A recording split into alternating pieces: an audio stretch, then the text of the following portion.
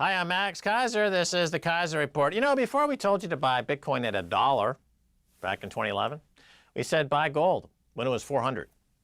And got to 2000 or so, well, just under 2000. Took a little bit of a breather for a few years. Now the bull is back, Stacy.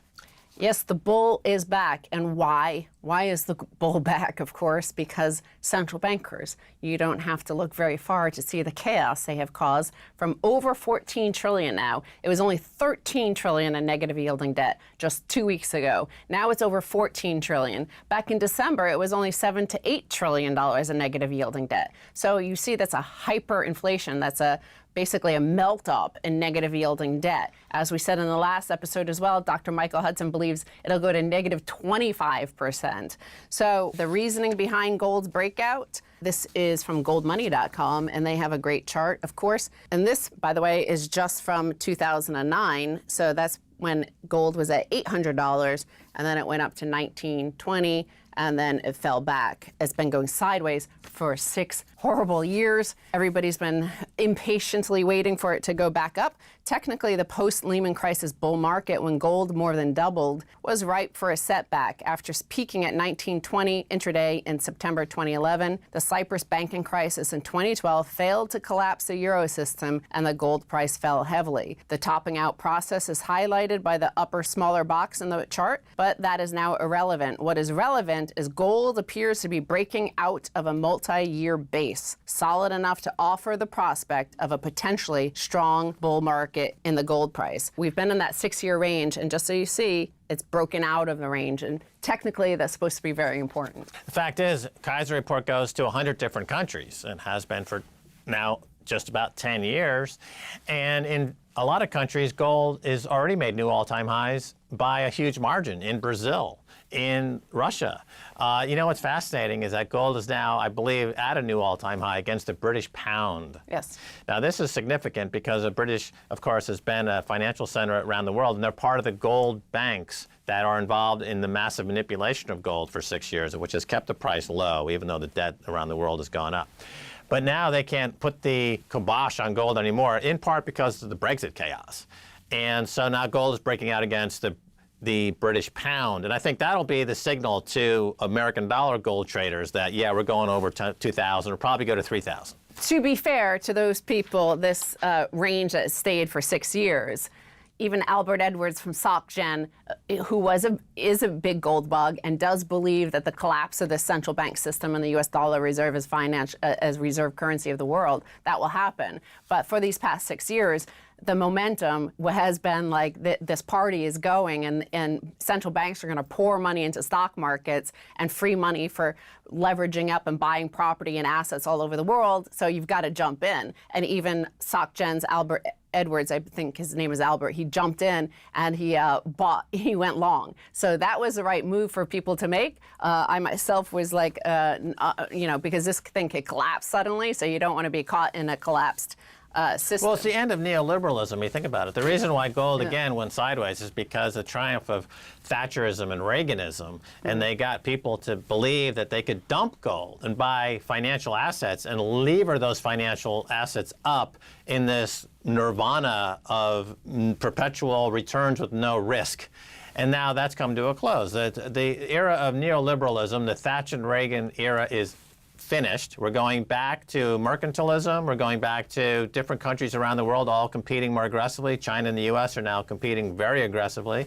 And that means that gold is in play as a world reserve currency, and the dollar's on the downslope. Again, we talked to Dr. Michael Hudson, and if you read David Graeber's book, David Graeber always says, we've had credit, we've had essentially fiat for thousands of years, and debt, and we have gold. What happens, why we return to gold, is when there's no trust in the system. And so there is an absence of trust. You see it in these burgeoning trade wars, and you see it in the game theory. People, nations calling other nations bluffs. That happened in the late 1960s up until we went off the gold standard in 1971, when Charles de Gaulle's government kept calling the U.S. government's bluff on whether or not they could pay back all the trade deficit and the gold they said they had. The same is happening now between China and the U.S., and I think that's why this this turmoil is going on, why all these interventions and what's really happening behind the scenes. And I think China is accumulating massive amounts of gold for this reason. Right, it's the end of neoliberalism, but Yes. it's also the end of globalization. Yeah.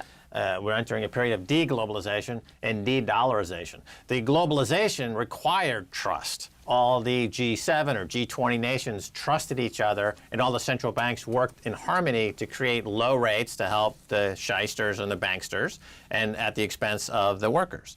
Now that's reversing. Of course, if this is game theory and it's the end of neoliberalism, and most people might not know it because they're busy living and they might be tuning into cable news and only hear like what comforting information about their lifestyles. But you could see the action of certain people. So if this fiat system is ending and you know it's about to end, why not gain a whole bunch of assets really fast, like load up on debt and just like build things, build highways, build bridges, buy assets with loaded debt, because if it's going to disappear, why not do that? Well, the companies with the most debt in America. The U.S. Justice Department approved the merger of T-Mobile, the third largest wireless carrier, and Sprint Corporation, the fourth largest wireless carrier. For the merger to go forward, they will have to sell Sprint's prepaid brands to Dish. As for the rest, whatever this does to competition and rates for wireless services, one thing is for sure, it creates another U.S. debt monster. T-Mobile has $37.4 billion in short-term and long-term debt. Sprint has $39.8 billion combined. They will have $77.2 billion in debt. So that will make them the 9th most indebted in the U.S. AT&T is #1 most indebted company in the U.S. with a fabulous $191 billion in short-term and long-term debt. Well, I think we're seeing the writing on the wall here. So the central banks have brought in negative interest rate bonds. There's 13 or 14 trillion of debt. As Dr. Michael Hudson has pointed out, this is essentially a debt jubilee for central banks. They are defaulting on their debts, and they're not going to pay their debts with negative interest rate bonds. If you're buying a Swiss bond that has a negative interest rate, the Swiss government is defaulting on their sovereign debt, is what that amounts to. Now, the corporations will do the same thing. Corporations will introduce negative yielding bonds. That'll be financed by the negative yielding central bank paper. I think they already have them in Europe. Oh, right. Junk bonds are going negative. Yeah. Okay. So that means the only people that are actually paying their debt will be students, mortgage owners, and individuals. So that's how what I call the interest rate apartheid. Yeah. If you are not getting free money from the government, you live in the good side of town. If you actually pay your interest on your debt, you're living in a Bantustan of actually being law-abiding, and you're a sucker. Exactly, because student debts are not dischargeable. So if you're a student and you have $150,000 debt for your liberal arts degree, the best thing you could do is probably borrow instead $75 billion and go buy like one of these corporations. They're all Verizon, AT&T, Comcast, and Charter Communications in the in the telecoms sort of business that you're really racking up debts. Go do that. And then you could discharge that when it all goes bust. But you could, you can transfer your student debts onto those people, the shareholders who are going to get annihilated. But the U.S. is only 24th in the world for U.S. corporate debt. #1 is China. So China is racking up corporate debt way faster at a ballooning pace. And I think, again, that's part of the game theory. A lot of people are looking at this like a normal thing, like neoliberalism will continue and that globalization will continue and that all is going to be the same and the U.S. will continue with their empire and fiat money and dollars and euros and yuan and yen are all going to exist in 5 years' time. But it looks to me like China's accumulating gold, and at the same time, they're telling their corporations just rack up huge debts, billions of dollars of debt, and they're buying corporations and building huge infrastructure projects across China. So if you're thinking that that fiat system would end, that would make sense, and that could explain what they're doing, because otherwise... Absolutely, and what are they also doing? Buying tons of gold. And Yes. I mean tons and tons and tons of gold, and so is Russia. And so they're getting ready for when this debt bubble pops and fiat money goes no bid, and gold goes $2,000, $3,000, $4,000 an ounce. They're going to have a lot of gold, and they're prepared for that. And this is the genius of Satoshi Nakamoto. Iran is now in the government into Bitcoin mining. So they realize that the way to get to sovereignty, and like China and Russia, is not through the cumbersome attempt to buy gold because those gold markets are totally controlled by Mnuchin and Goldman Sachs and those people. They're going right into Bitcoin mining. This is genius. The end of the dollar started back in 2008 during the financial crash. Medvedev, remember, he held up the gold. China was also saying we need like a Bancor sort of global reserve system rather than this corrupt system where one party can cheat.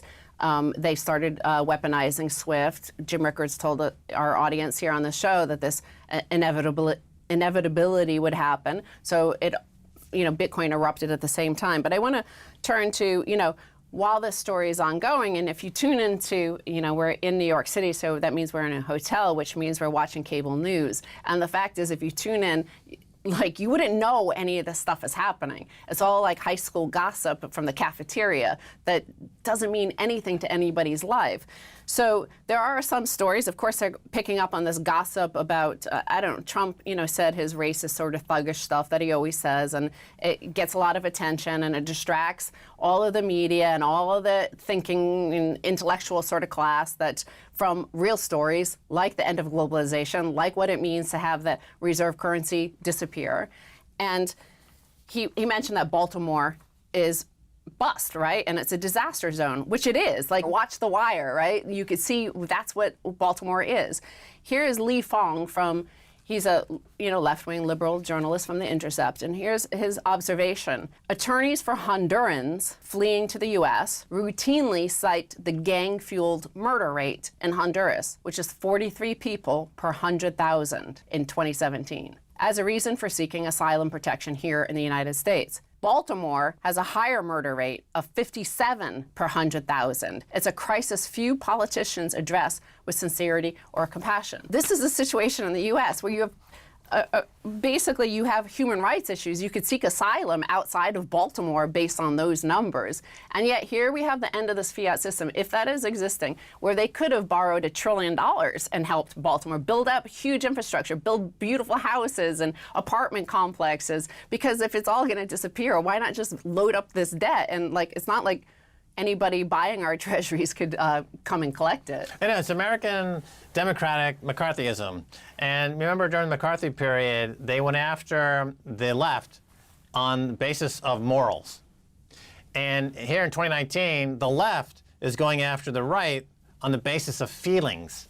So when you point out that Baltimore is got a higher crime rate than the countries that the people are leaving and seeking asylum to America, a lot of folks in America feel that you're hurting their feelings, and they start to tear up. And then there's an enormous backlash, as if anyone should give a flying hoot about somebody's feelings when people are dying in Baltimore, you frickin' coddled nincompoop. We're going to take a break. When we come back, much more coming your way.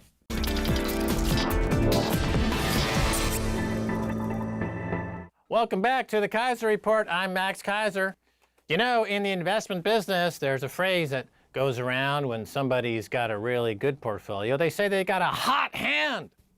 My next guest has got one of the hottest hands running right now in all of investment management in all the world. One of the foremost managers in the world, Michael Pento of pentoport.com. Welcome. Thank you for that wonderful introduction.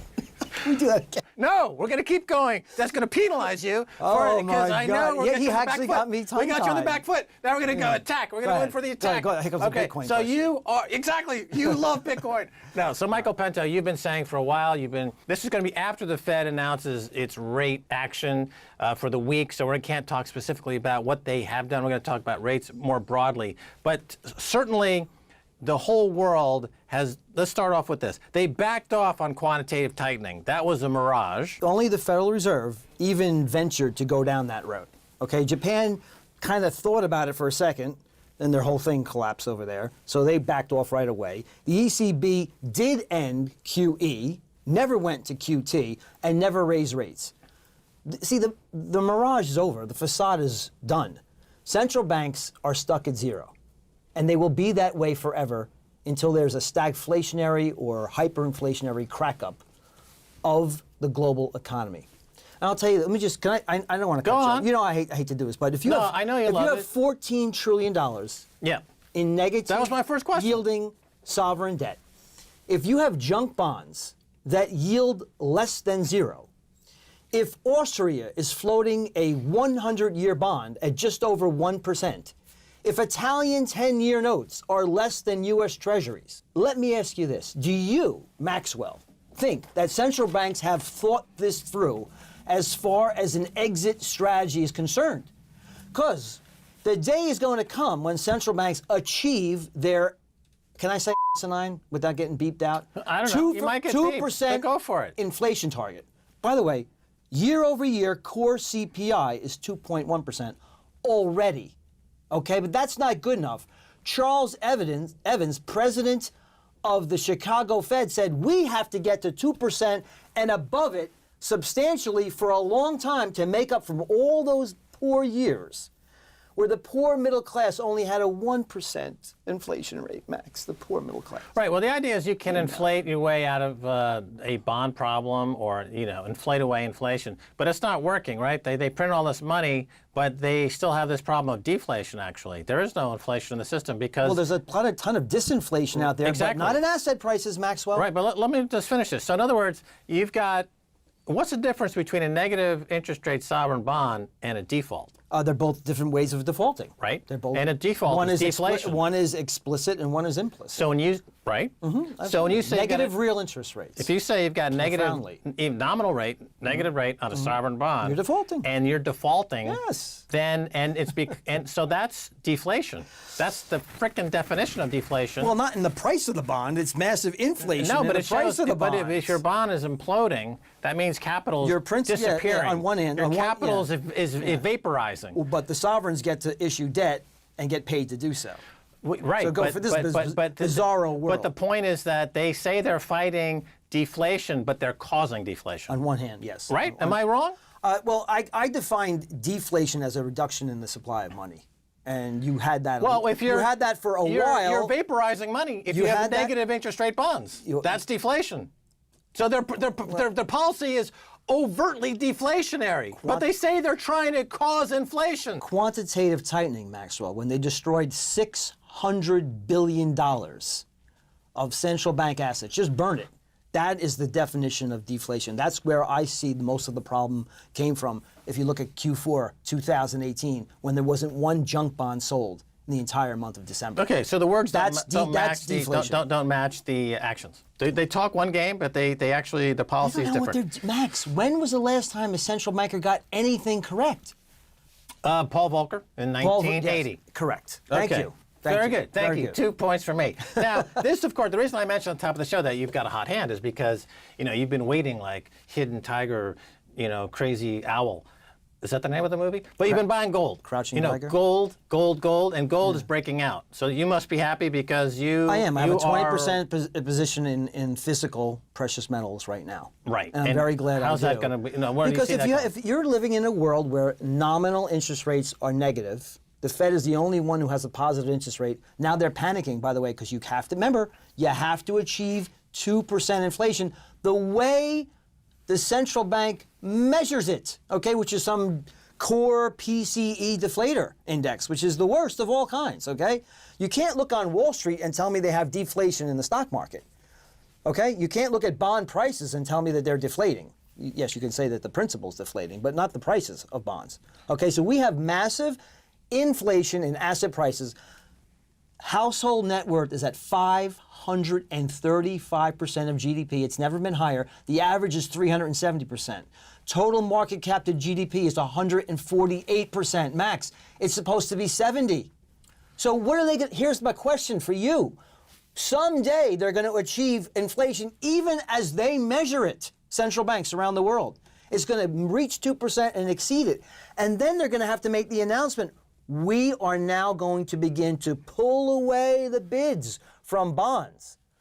On that day, what happens to a junk bond with a negative yield? Have they thought this through? No, they haven't, because we know that the Federal Reserve is going back towards 0% on the Fed funds rate. All they really seem to care about is pushing asset prices ever higher, destroying the middle class, and building a huge and trenchant wealth gap. I think the hope is that they can effect a controlled demolition and avoid. They tried that. Banks. And avoid vaporizing the bond market in one fell sweep and having a currency collapse. They're trying to avoid a currency collapse. Can they avoid a currency collapse? Well, all currencies are collapsing against physical. But I mean, in a big way, metals. where suddenly gas goes from $4 a gallon to $12 I don't think so. a gallon. I think eventually we're going to hit stagflation like we've never before seen. That's my biggest fear. You know, we were told by the Federal Reserve that things were going back to normal, that the emergency measures taken after the Great Recession were temporary. Inflation was going to rise. Even the ECB told us, Mario Draghi, inflation is going to rise back up to 2%, the way they measure it. Central Bank of the United States was going to raise interest rates and drain the balance sheet. All that, most of that debt that they purchased has been permanently monetized. Okay, that's a fact. They said they would never do it. In fact, Mr. Fisher said the Central Bank of the United States is not, he said this years ago, we are not a banana republic. We will never print trillions of dollars and monetize government debt. That is exactly what they did, and they've done it, and they've done it surreptitiously, but not on your program. The truth is they've done it, and they're looking to do it again. So the risk is currency collapse. Like we criticize the so-called banana republics because their currencies are constantly falling apart and they have to constantly revalue their currencies and add more zeros to the bills, and because they monetize their debt. And when we started doing quantitative easing, which was debt monetization by a different name, the idea was that it was temporary, but now it's permanent. Exactly. So that's called debt monetization. Exactly. So stagflation, let's go back to the 70s. So you've got prices going up, but the economy is shrinking, right? That's stagflation. So now we're talking about prices going up because the currency is collapsing, but it's not commensurate with rising wages or rising economic activity. It's actually the economy is shrinking, but prices are going up at the same time. Stagflation, haven't had it since the 70s. Yes. The 70s were awful. You know, the 70s were 16 years of a bear market. Okay, then in 1980, you had the beginning of this bull market, which is still in effect today. After they killed inflation. Right. After Volcker, as you mentioned before, Right. killed inflation, stabilized the value of the dollar. We had 6-7 years of So you now have got wonderful market. two generations of folks on Wall Street and people in the real economy who've never experienced a real bear market where prices for stocks and bonds go down every single year, year after year, for 10 years, 15 years. In nominal terms. In real terms, they get destroyed. Okay, but we were seeing it in China. China's stock market peaked in 2007, right? Okay, Japan, 1989. Do you know that Japan has negative interest rates from, it started in 2016? Their market peaked in 2017, Max. Their GDP since 2017 has grown by 0.09% as measured in US dollars. What do they do? Where are the sane people left in this world to question what is going on? Well, it's only a few people. That's why I come to your program, because you expose the truth. It's more than a soundbite. People can talk about, look, we're headed for massive stagflation. We're slowly exiting the disinflation that I called for the past several years. Bonds have been great in our portfolio. Utilities, bond proxies have done very well. There's going to come a time soon when you're going to have to transition that portfolio to stagflation. Right. Not many people know how to make money in stagflation, but you better know how to do it. And it's not by holding junk bonds. So J.P. Morgan, they're telling their wealth clients that the U.S. dollar is on the verge of losing its reserve status around the world, and they are advising their clients to get out of the U.S. dollar and get more exposure to gold. And so that kind of following in your footsteps. So they get the Pinto report, I guess, sent to them, and now they're republishing your work. Have you hit them for a copyright infringement? I should. Max, Jamie Dimon is just he's reading your stuff. Then he sends it out to his wealthy clients. He hasn't worked a day in his life, Jamie Dimon. He's a Ooh, okay. Well, let me ask you this. Yeah. I'm just gonna ask you this question. How do you define stable prices? What would your definition be of stable prices? purchasing power. Okay. Purchasing So in other words, in power, like the stability. Netherlands, they publish the purchasing power every day in the newspaper. They say today our currency's purchasing power was up or down. They publish that every single day. Wow, against a basket of goods, right? Yeah. Okay. Why is it then that we, as a globe, central bankers, concurrently have defined inflation as 2%, and that means that their definition of stable prices, means that your purchasing power is going to drop in half in about 35 years? Right. Why is that acceptable? Because they have forsaken their mandate, which is to be the lender of last resort in favor of being the buyer of first order to bail out their friends on Wall Street. and to buy junk bonds for principal appreciation. Right. And sell to the greater fool before this thing well, this is an interesting point. collapses. So the central bank was, classically, it's a buffer. It's, it's a way to To offer. lend at a penalty rate at the discount window for distressed banks. Right. Not to That's their job. promote stock prices or home prices. Right. or never to have a recession. Or to have 50 to 60 to 1 leverage. So it's a huge hedge fund. Yes, Right? yes, So the current Jerome Powell, he's no different than a hedge fund manager. Except he can create his own money. Michael Pento, thanks for being on the Keiser Report. Always a pleasure, Max. All right, that's going to do it for this edition of the Keiser Report with me, Max Keiser, and Stacy Herbert. I want to thank our guest, Michael Pento, pentoport.com. If you want to catch us on Twitter, it's Keiser Report. Until next time, bye, y'all.